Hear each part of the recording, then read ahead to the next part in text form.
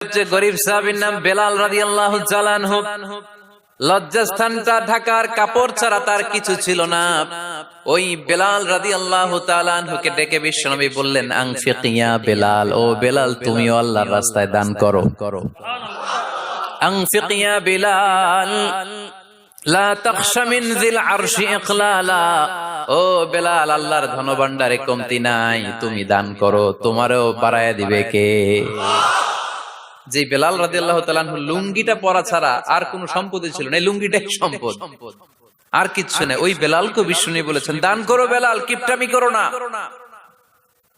যে রবের সন্তুষ্টির জন্য তুমি দান করবা, ওই রবের কোনো কমতি নাই, ঘাটতি নাই। গোটা বিশ্বের সবার সব ডিমান্ড পূরণ করে দিল, যার যত চাহিদা সব দিয়ে দিল, আমার আল্লাহর ধনভাণ্ডারের 1 ইঞ্চিও কমবে না। এজন্য মুত্তাকিদের প্রথম বৈশিষ্ট্য